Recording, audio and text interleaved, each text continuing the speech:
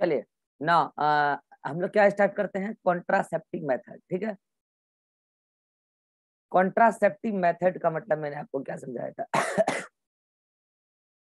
मैंने आपको समझाया था कि ऐसा कोई मेथड जिससे हम प्रेगनेंसी को रोकना चाहते, प्रेगनेंसी नहीं होने देना।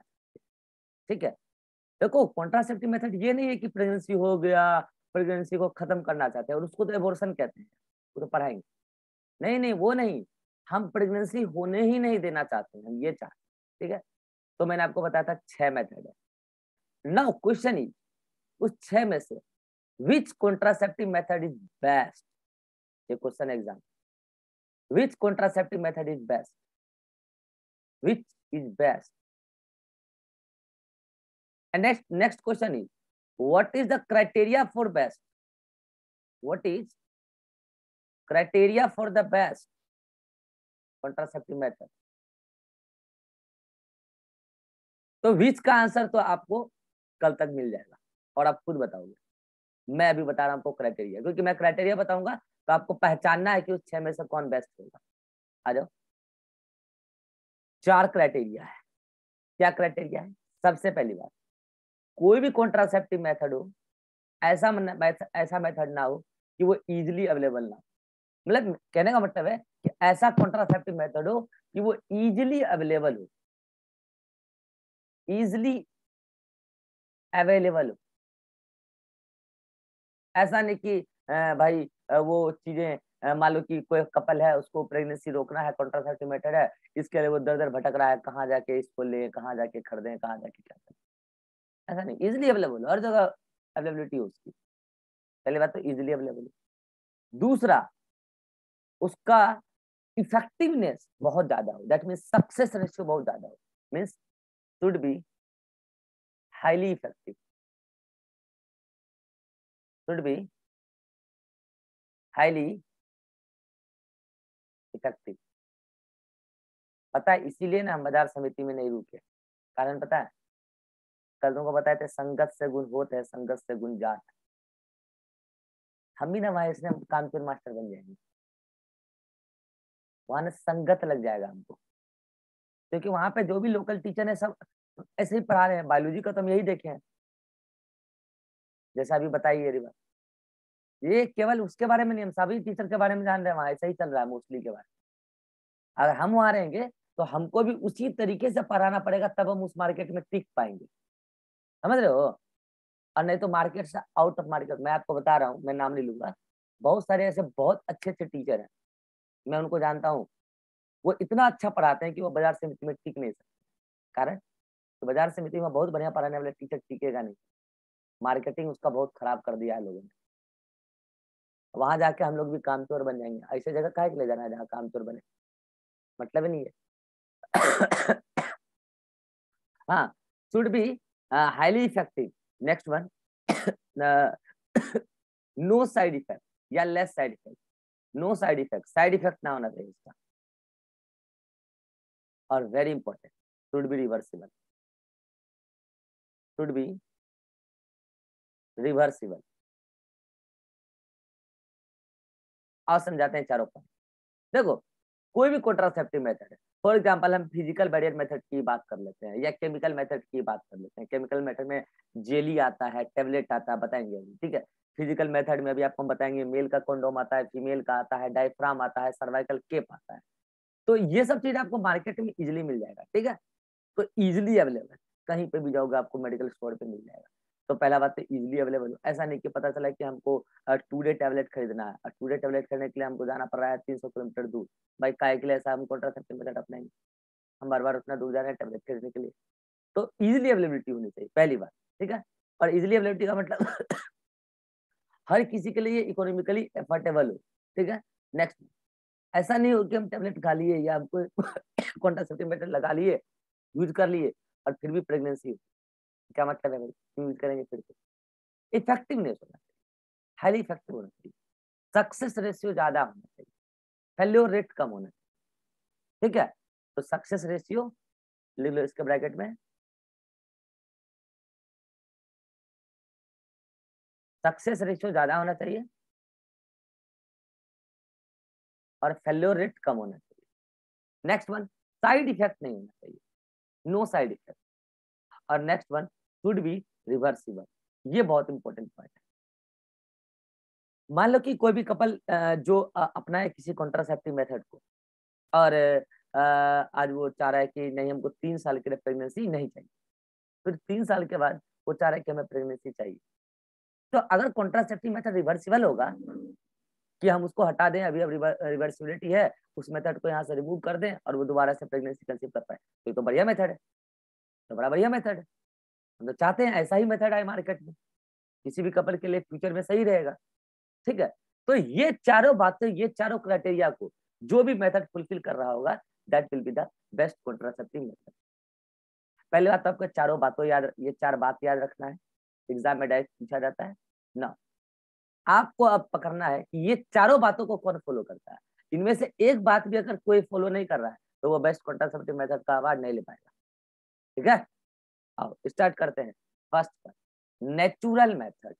कल बताए थे, first one natural, natural contraceptive method.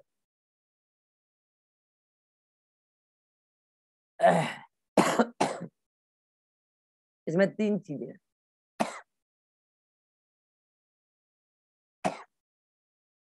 एक तो है पीरियोडिक एब्स्टिनेंस, एक है कोइटस इंटरप्टस, और एक है लैक्टेशनल एमनेरिया। इसमें से मैं आपको 2 पहले पढ़ा सकता हूँ, याद करा। एक तो क्या है, पीरियोडिक एब्स्टिनेंस, मैं आपको स्पेलिंग देख लेता हूँ। पीरियोडिक, हाँ ठीक है, एब्स्टिनेंस, एब्स्टिनेंस, ठीक है। क्वाइटस इंटरप्टस और लैक्टेशनल एमनेरिया।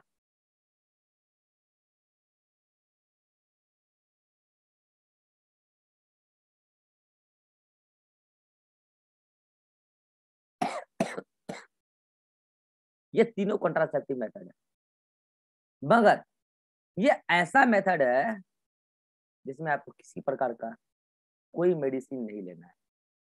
नो मेडिसिन, बिल्कुल नहीं लो, कोई मेडिसिन नहीं। नो इंजेक्शन, मतलब कुछ भी नहीं लेना है, कुछ भी नहीं, फिर भी आपको ये कॉन्ट्रासेप्शन देगा, मतलब फिर भी ये आपको प्रेगनेंसी रोकेगा। कैसे? पहले मैं आपको पीरियोडिक एब्स्टिनेंस याद दिलाता हूँ, हालांकि आप पढ़ तीनों ही चुके हो, बस पीरियोडिक एब्स्टिनेंस आप नाम आज सुनते हो, नाम दिला याद दिला।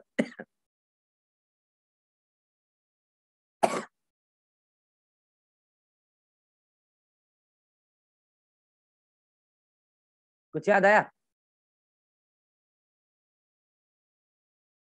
ये रिस्क पीरियड था, याद आया?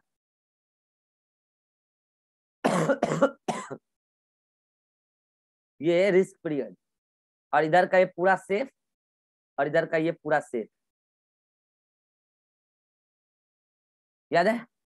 तो देखो, पीरियोडिक का मतलब क्या होता है, एक रेगुलर अंतराल के बाद, यानी कि एक फिक्स टाइमिंग के बाद। तो पुराने जमाने में ये सब मेथड चलता था। पुराने जमाने में जब मेडिकल साइंसेस उतना डेवलप नहीं किया था, तब लोगों को ये एहसास होता था, लोग ऐसा नोटिस करते थे कि यार ब्लीडिंग वाले फेज के आसपास या ब्लीडिंग आने वाले फेज के आसपास अगर क्वाइटस करें तो प्रेगनेंसी नहीं होता है, और इस बीच में अगर प्रेगनेंसी, मतलब कि इस बीच में अगर क्वाइटस करें तो प्रेगनेंसी हो जाता है। तो उस दौरान तो डॉक्टर नहीं हुआ करते थे, वैद्य जी हुआ करते थे। उन लोगों ने इस टाइप से कैलकुलेशन निकाला होगा, फिर बाद में यही कैलकुलेशन मेडिकल साइंस में भी सही साबित हुआ कि हाँ भाई, ये जो बीच वाला डे होता है ओवुलेशन डे होता है, और उसके आसपास फर्टिलाइजेशन के चांसेस हैं, दोनों के सर्वाइवल टाइमिंग्स होती है उस टाइम, तो फर्टिलाइजेशन के चांसेस। तो कपल क्या तब से फॉलो करने लगा कि भाई रिस्क पीरियड में क्वाइटस ही अवॉइड कर दो। एब्स्टिनेंस का मतलब होता है इग्नोर करना, अवॉइड करना, इग्नोर करना, इग्नोर करना, अवॉइड करना। तो इस वाले पीरियड में कपल ने क्वाइटस ही अवॉइड कर दिया, लो क्वाइटस ही नहीं करेंगे इस पीरियड। करेंगे तो इस पीरियड में, करेंगे तो इस पीरियड। अब बताओ, अगर सेफ पीरियड में क्वार्टर्स किया जाए तो सेफ है, मतलब वहां पर प्रेगनेंसी नहीं हो सकता। अच्छा बात है ये तो। और इस पीरियड में, रिस्क पीरियड में करेगा ही नहीं तो कभी भी उसको प्रेगनेंसी होना ही नहीं। कोई किसी प्रकार का मेडिसिन नहीं, कोई दवा नहीं, कोई इंजेक्शन नहीं, कुछ भी नहीं, नेचुरल मेथड बिल्कुल। पीरियोडिक एब्सटिनेंस कहते हैं, मतलब एक रेगुलर अंतराल के बाद आप क्वार्टस इग्नोर कीजिए, अवॉइड कीजिए ना। क्वार्टस इंटरप्टस, इंटरप्ट का मतलब होता है विथड्रॉ कर लेना, विथड्रॉ कर लेना मतलब पीछे हट जाना, भाग जाना, पीछे कर लेना। इसमें समझो क्या है, याद करो बोले थे कि ये मान लो वेजाइना है, ये वेजाइनल ओपनिंग है, ठीक है। अब क्या है कि मेल अपना पेनिस इसमें डाल तो दिया, मेल का पेनिस इंसर्ट हो चुका है, नो डाउट पेनिस इंसर्ट हो चुका है, लेकिन जैसे ही मेल का, ये मेल का ब्रेन है, जैसे उसका यहाँ पे सीमेन इजेकुलेट होने वाला है, उससे पहले यहाँ सिंपैथेटिक नर्वस सिस्टम एक्टिवेट होता है। मतलब पैरासिम्पैथेटिक पहले एक्टिव होता है, तब पेनिस इरेक्ट होता है, तब ना वो इंसर्ट किया है। तो पैरासिम्पैथेटिक जब पूरा पीक पे जाता है, बोले थे ना उस वर्ड को बोलते हैं ऑर्गेज्म, ऑर्गेज्म पूरा पीक पे जाता है सेक्सुअल डिजायर, पूरा पीक पे, पैरासिम्पैथेटिक पूरा पीक पे, उसको बोलते हैं ऑर्गेज्म। मेल में भी होता है, फीमेल में भी होता है। तो मेल में जब ऑर्गेज्म होता है ना, तो मेल को पता चल जाता, ओहो अब ये पीक है, अब इसके बाद सिंपैथेटिक एक्टिव होगा और सीमेन इजैकुलेट होगा, वो उससे पहले पेनिस विड्रॉ कर सकता है। विड्रॉ कर लिया, अब वो समझ गया ना कि अब सिंपैथेटिक एक्टिवेट होने वाला है, विड्रॉ कर लिया, अब सिंपैथेटिक एक्टिवेट भी हो गया सच में, और सीमेन इजैकुलेट भी हो गया। सीमेन इजैकुलेट तो हुआ लेकिन इंसेमिनेशन नहीं हुआ, क्योंकि इंसेमिनेशन तो तब होता है ना जब इसका वेजाना में डालता इसका फ्लूइड, लेकिन वेजाना में तो डाला नहीं है, सीमेन वेजाना में तो डाला नहीं है, तो डाला तो कहाँ, इन्वायरमेंट में आ गया, तो इजेकुलेशन तो हो गया लेकिन इंसेमिनेशन नहीं हुआ। और जब इंसेमिनेशन ही नहीं हुआ तो फर्टिलाइजेशन कहाँ से होगा, प्रेगनेंसी कहाँ से होगा। ये है क्वार्टस इंटरप्टस। किसी प्रकार का कोई दवाई नहीं खाने की जरूरत, बस मेल को थोड़ा सा सावधानी बरतना है। क्लियर ना। Next is lactational amenorrhea. Lactational, lactation का मतलब बोले थे हम आपको दवाई खिलाना, सॉरी दूध पिलाना, मिल्क फीडिंग। लैक्टेशनल एमिनेरिया में क्या करता है सुनना, मैंने आपको कहा था आफ्टर डिलीवरी 6th मंथ तक क्या आता है, प्रोलैक्टिन। क्यों, बच्चा सक कर रहा है निप्पल को मिल्क के लिए, वहां से स्टिमुलस आ रहा है हाइपोथैलेमस को, हाइपोथैलेमस रिलीज कर रहा है PRL, prolactin releasing hormone, and then prolactin release होता है। और 6 मंथ तक प्रोलैक्टिन आता रहेगा, जब तक प्रोलैक्टिन आएगा, बात करें जब तक प्रोलैक्टिन आएगा जीएनआरएच को ये सप्रेस करके रखेगा, और अगर जीएनआरएच कम रहेगा तो एफएसएच कम रहेगा, एलएच कम रहेगा। जब एफएसएच ही नहीं रहेगा तो प्राइमरी सेकेंडरी में कन्वर्ट कहाँ से होगा, फॉलिकल, फिर टर्सरी कहाँ से बनेगा, ग्रेफिन कहाँ से बनेगा, और फिर एलएच भी कम है, और एलएच रहता भी तो क्या हो जाता है जब एफएसएच भी है तो, ठीक है। तो भाई मेंस्ट्रुअल साइकिल ही नहीं चलेगा। बताओ आफ्टर डिलीवरी, ड्यूरिंग डिलीवरी तो मिला ही है प्रेगनेंसी, हेलो ड्यूरिंग डिलीवरी तो प्रेगनेंसी मिला ही है, लेकिन वो तो प्रेगनेंसी हो चुका है। हम कह रहे हैं प्रेगनेंसी के बाद, वो तो प्रेगनेंसी का समय है ना, हम कह रहे हैं प्रेगनेंसी के बाद अगला प्रेगनेंसी ना है, इसके लिए बहुत बढ़िया लैक्टेशन एनेमिनेरिया, 6 महीना तक क्वार्टस करो विदाउट एनी कोई मेडिसिन इंजेक्शन, लेकिन प्रेगनेंसी नहीं होता। तो आप सोच रहे हो सर कितना बढ़िया तो मेथड है, पीरियोडिक एब्स्टिनेंस, क्वार्टस इंटरप्टस, लैक्टेशन एनेमिनिया, ना कोई मेडिसिन, ना कोई खर्चा, ना कोई झंझट, बस थोड़ा सा सावधानी बरतना है। तो आपको लग रहा होगा तो बहुत अच्छा है सर, साइड इफेक्ट भी कम है, लो लिख देते हैं, क्योंकि मेडिसिन ही नहीं है तो साइड इफेक्ट कम है, नील है, साइड इफेक्ट है ही नहीं। तो क्या इसको बोल देना चाहिए बेस्ट कॉन्ट्रासेप्टिव मेथड रिवा?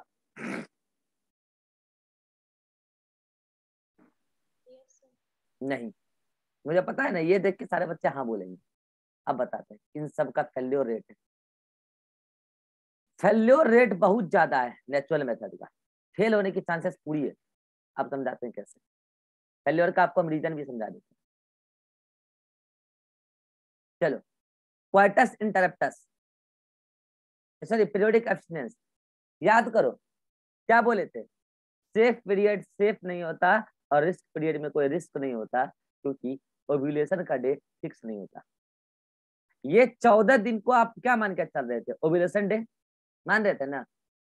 अगर हार्मोन आपकी बॉडी में फ्लक्चुएट करेगा तो बोल के करेगा क्या, और पता भी चलेगा क्या? नहीं ना। पता चला कि ओव्यूलेशन होना था 14 को, पता चला ओव्यूलेशन ही हो रहा है 17 तारीख को, तो बताओ अब सेफ पीरियड रिस्क पीरियड कहाँ तक पहुंच गया? 19 तारीख तक। और आप तो इस ड्यूरेशन को सेफ मान रहे थे, और आपने इसी दौरान क्वार्टर्स कर लिया है, और आप तो ये मान के बैठे हो कि हम तो सेफ है, प्रेगनेंसी हो जाएगा। अब बताओ सेफ पीरियड सेफ नहीं है। अच्छा, अगर ये मामला इधर किसका, तो आप इस ड्यूरेशन को तो क्या मान रहे थे? रिस्की, लेकिन इसमें कोई रिस्क नहीं है। ऐसा क्यों हुआ? क्योंकि ओवुलेशन का डे फिक्स नहीं है, और ये फ्लक्चुएशन कब होगा आपको बता के नहीं होगा। इसका मतलब इसका फेल्योर रेट तो है due to hormonal fluctuation, due to hormonal fluctuation. बोलो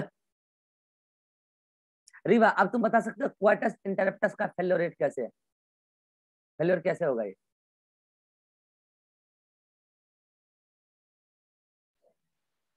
पहले बताएं, इसलिए पूछ रहे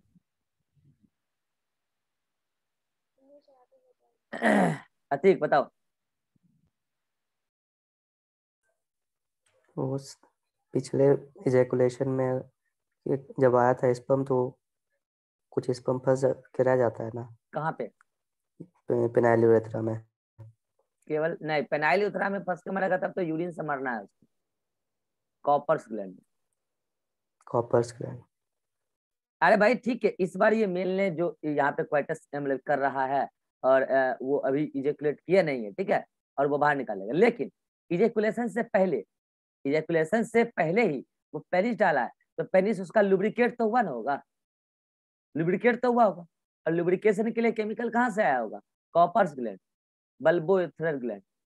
और पिछला बार जब वो इजेकुलेशन किया होगा, तो पिछला बार इजेकुलेशन के दौरान जो स्पर्म आया होगा, कुछ स्पर्म हो सकता है कॉपर्स ग्लैंड में जाके फंस गया, और इस बार जब वो क्वार्टस कर रहा है, तो पिछले इजेकुलेशन में फंसा हुआ स्पर्म जो कॉपर्स ग्लैंड में फंसा हुआ है अभी, तो वो उसके साथ मिक्स होके इसको लुब्रिकेट करने आ, और ये तो अभी वेदाना में डाला हुआ है इजेकुलेशन के पहले ही, तो ये फ्लूइड वेदाना के फ्लूइड में मिक्स हुआ, पता चला स्पर्म चला गया ऊपर, पहुंच गया, हो गया कांड, अब आपको पता भी नहीं चलाएगा, तो इसका भी फेलियर चांसेस तो है। ठीक है, नेक्स्ट मंथ लैक्टेशन एंड एमिनेरिया, ये फेल कैसे हो सकता है? बोलो बता सकते हो क्या? इसका याद नहीं। फीमेल किसी का फीमेल किसी कारण से डिप्रेशन का शिकार हो गई ड्यूरिंग लैक्टेशनल पीरियड, बच्चे को फीडिंग कराने के दौरान कोई ऐसा घटना घटा, फीमेल किसी कारण बस क्या हो गई, बीमार पड़ गई, या डिप्रेशन में चली गई, या फिर बच्चे उसका ढेर से आना निकल गया, 2 साल की उम्र में बोल रहा है मुर्गा दारू चाहिए, दूध नहीं पिए, ले अब दूध नहीं पी रहा है, अगर वो नहीं पी रहा 2 है, साल या 2 महीने। अच्छा 2 महीना में मांगने लगा मुर्गा दारू, चलो ठीक है, अच्छा हाँ ठीक ठीक, 2 साल में तो मांगेगा ही मांगेगा, ठीक है, 2 महीना में मांग ले, ठीक है, तो अब वो दूध पीना ही नहीं चाह रहा है, अगर वो मिल्क फीडिंग कर ही नहीं रहा है, मतलब कभी कोई जबरदस्ती मारोगे पिटोगे तब पिएगा, ठीक है, तो बहुत लो अमाउंट में प्रोलैक्टिन आ रहा है, क्योंकि मैंने कहा था मिल्क सिंथेसिस होगा तभी प्रोलैक्टिन आता रहेगा, तो बहुत लो अमाउंट में प्रोलैक्टिन आ रहा है।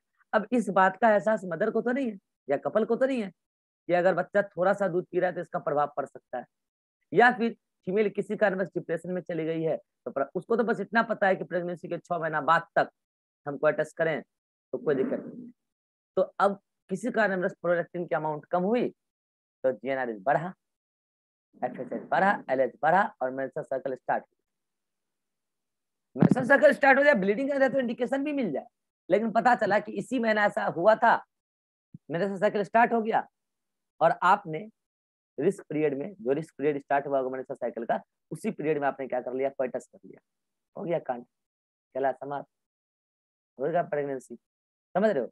तो इन सभी का फेल्योर रेट है, सभी का, बोलो बात क्लियर है? तो ये था आपका natural method, periodic abstinence, coitus interruptus, lactational amenorrhea, ठीक है। नेक्स्ट मेथड, एक काम करो, इसको पहले यहाँ तक पढ़ो, अगले मीटिंग में हम पूरा आगे तक लेते हैं, ठीक है, वो आया हुआ है, ठीक है, यहाँ तक पढ़ लो जल्दी से।